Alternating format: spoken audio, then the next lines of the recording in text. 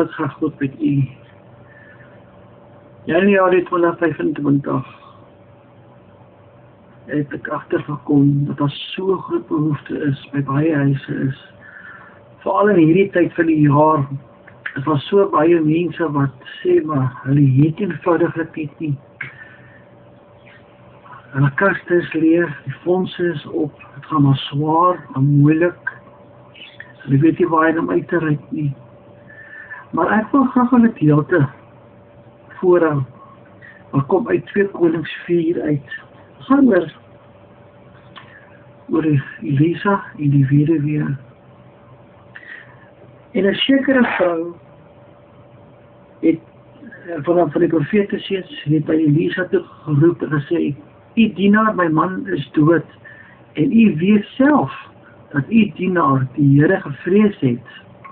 Met ander woorde, Elisa het geweet dat haar man het God gedien en sy lewe aan God toegewy. Maar dan sit sy met 'n situasie wat sy graag met Elisa wil bespreek oor en sê, maar nou het die skuldeisers gekom om my 2 kinders van hom as slawe te neem. Hoe mens kan sien die moederhart wat jy uitreik vir haar kinders. Hoe om vir kinders te sorg. Maar sy is op die oomblik moedeloos en raad op wat moet sy doen, waarheen moet sy gaan en wie kan sy praat. En toe sy vir Elisa raakgeloop, toe besef sy, maar met Elisa kan sy gaan praat. Elisa, help asseblief. Wat sê Elisa toe vir haar? Wat kan ek vir jou doen? Miskien kom die Here vanoggend tot by u en die Here vra ook vir u, wat kan hy vir u doen? Kom ons kyk wat gebeur verder. Gee my te kenne wat jy in jou huis het.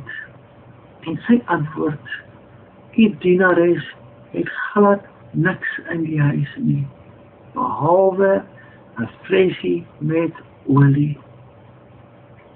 Hier kan onmiddellik sien dat die nood is vergroot. Dat sit u ook in 'n situasie dat u ook sê, maar my kaste is leeg. Ek weet nie waarna om uit te reik nie. Maar hierdie vrou, hierdie mamma, het geloof in haar hart gehad. Sy het geweet, sy moes gesien het ook, terwyl haar man die Here gedien het, die Here altyd voorsien. En sy het 'n geloof in haar hart gehad, dat as sy die profeet Elisa kan beweeg, sal die Here wat luister na Elisa. Sy het uitgereik na Elisa. Maar sy het geweet in haar geloof in haar hart, die Here sal Elisa se gebed beantwoord. Here Jesus is ons middelaar. Hy is die een na wie ons ook kan gaan. Ons kan uitreik na hom en sê, Here, dis my situasie. Wat moet ek doen, Here? Waar moet ek gaan? Met wie moet ek praat? Hoe gaan u voorsien, Here? Wat wonderlik hier is, hy vra toe, Elisa sê toe vir hierdie mamma, gaan jy en gaan kry soveel as wat jy kan, gaan leen kanne. Leeg kanne, gaan haal vir jou soveel as moontlik. Moet te min gaan haal nie. Ek meen, sy is dit beself, al die leeg kanne, wat moet sy daarmee maak? Sy gesê en as jy steeds gaan leen toe die kanne, hulle is toe huis toe daarmee. En soos jy sê, pak jy daar hierdie olietjies. Nee, maak jy die deur toe, moenie, ander woorde, gaan na jou binnekamer toe. Gaan maak toe die deur, gaan praat met die Here. En sê, Here, hier is al my behoeftes. Gaan uit en sê, Here, help vir my. En hier kom Elisa vertel van maak toe die deur. En begin hierdie oortjies op hierdie kan af te tap. En hoe wonderlik is dit, terwyl sy so tap, begin die oortjies in te loop. Die eerste kan word vol olie. En sy sê vir haar seun, kom seun, gee my die volgende kan. En die volgende kan word vol. Ek sien die volgende kan. So is hy weer gegaan en elke kan is vol geraak. En toe by die laaste kan kom, en sy sien die volgende kan, dus sy sê, daar is nie nog kanne nie. Alles is vol. En op daai oomblik, te besef sy dat die Here het voorsien. Vandag gaan ek vir u sê dat, maak nie saak wat is die behoefte is nie, die Here sal voorsien. So Abraham daar op die berg was, daar in Genesis 22, toe hy sy seun Isak moes geoffer het. En voordat hy sy seun geoffer het, en hy het die mes opgelig, toe sê die Here, stop, moenie jou seun meer dan doen nie.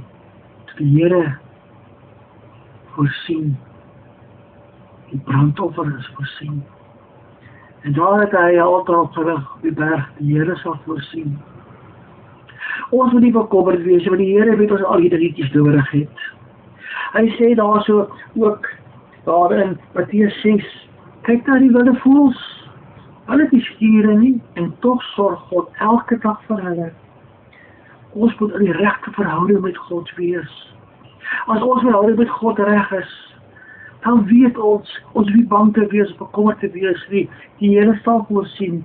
Hy sê daar verder, vers 28, let op, hoe groei die veldlelies. 'n veldlelie, waar hy geplant is, daar groei hy, in sy pragt en praal, loof, daar in eer, daai plantjie vir God. Baie keer dink ek, is ons nie gelukkig wat ons is nie. Ons wil nie daar geplant gewees het waar die Here ons geplant het nie. Ons wil miskien op ander plek, ons kyk na ander mense waar is hulle geleef. Hoe goed gaan het met hulle. Maar die Here het jou daar geplant waar jy nou is. Vertrou op God. Gaan uit na hom. Reik uit na die Here. Vertrou, hy sal voorsien. Die Here het toch altyd sy beloftes nagekom. En hy sal ook sy belofte vir u nakom. Kom ons bid, ons vra vir die Here om ook die behoeftes te voorsien. Here, ek reik uit na elkeen wat vandag na hierdie boodskap luister.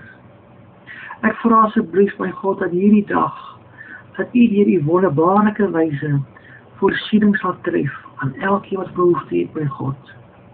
Here, het ons nog nooit in die steek gelaat, Here. Here, ek het selfs nog getuig, my God, hoe u op wonderbaarlike wyse voorsien. Wanneer daar tekort is, Here, dan het u, Here, in ons tekortkominge voorsien, want u gee in oorvloed, Here. Daarop plaas ons vandag ons vertroue in u, Here. Reik uit, Here, die hand is nie te kort om te help u, die oor is nie te swaar om te hoor, my God. Ek vra vir u, Here, vir elkeen daar buite wat behoefte het. Help, Here. Vlak is daar ook 'n mamma wat 'n kindjie het wat die kos het nie. Of 'n papa wat die werk het, die Here wat graag op werk wil hê. Dat u daar sal voorsien, my God. Dankie vir u liefde. Dankie vir die getroue genade, Here. Ons is lief vir u. Ons weet, Here, u sal ons deurdra in elke omstandighede. In Jesus naam. Amen. Geseënde dag vir u.